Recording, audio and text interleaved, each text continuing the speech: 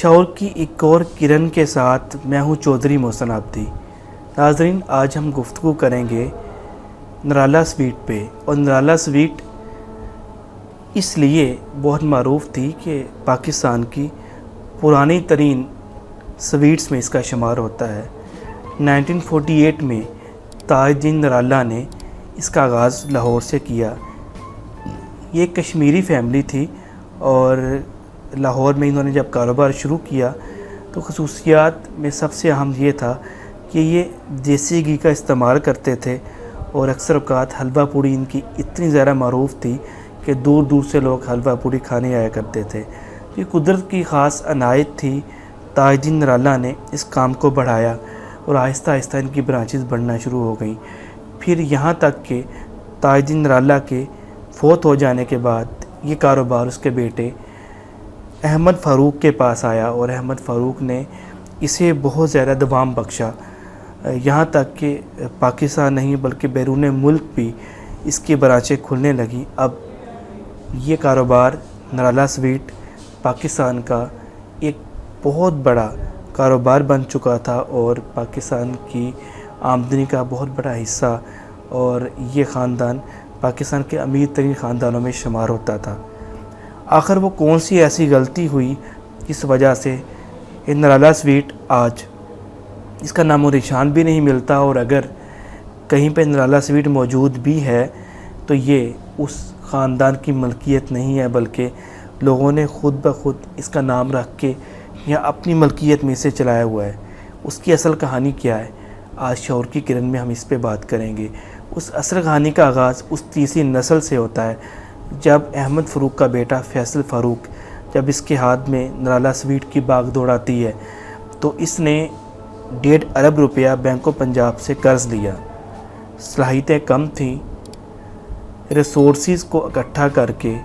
اسے صحیح طریقے سے استعمال نہ کرنا ہی اس کی ناکامی کی وجہ بنا۔ وہ اس طرح کے 1.5 ارب روپیہ قرض لے کے اس نے ڈیری فارم کا کام شروع کیا، لیکن مناسب تجربہ اور وقت پہ کام کو شروع نہ کرنے اور مناسب جگہ کے انتخاب نہ کرنے کی وجہ سے اسے اس میں شدید نقصان ہوا، یہاں تک کہ نرالا سویٹ سے آنے والی کی انکم کا بھی بیشتر حصہ یہ ڈیری کھانے لگی۔ یہیں تک معاملہ نہیں رکا، بلکہ معاملہ بڑھتے بڑھتے اس لیول تک پہنچا کہ اب وہ سود جو بینک آف پنجاب کو انہوں نے 1.5 ارب روپے پہ دینا تھا، وہ دینے کے پیسے بھی ان کے پاس موجود نہیں تھے۔ چنانچہ 2014 کے اندر ان کی فیکٹری کو اور نرالا سویٹس کی تمام شاپس کو بینک آف پنجاب نے نیلام کر دیا۔ اس طرح اب وہ فیصل، اس کی عمر 70 سال ہو چکی تھی، آج کرائے کے مکان میں رہتا ہے۔ اور وہی نرالا سویٹ جس کا ایک وقت میں پوری دنیا میں نام تھا اور پاکستان کی وہ پہچان تھی، آج شاید اسے کوئی بھی نہ جانتا ہو، اور اگر جانتا ہوگا تو وہ اس مالک کی ملکیت نہیں ہے جس نے اس کا آغاز کیا تھا۔ آج کی شعور کی کرن میں ہم آپ کے ساتھ شیئر کرنا چاہتے ہیں کہ وہ لوگ جو ریسورسز کو مینیج نہیں کرتے، یا جو سمجھتے ہیں کہ زیادہ پیسہ آ جانے سے ہی کاروبار ہو سکتا ہے، ان کے سامنے بہت بڑی مثال نرالا سویٹ کی اس تیسری نسل کے اس مالک کی ہے جس کا نام فیصل تھا، کہ وہ اپنے 1.5 ارب روپیہ قرض لینے کے باوجود بھی، حالانکہ اس کا باقی سرکٹ نرالا سویٹ سے چل رہا تھا، اسے مینیج نہیں کر سکا۔ تو ہمیں چاہیے کہ ہم سود پہ کم سے کم چیزیں لیں، کوشش کریں کہ اپنے ریسورسز میں رہتے ہوئے چیزوں کو مینیج کریں،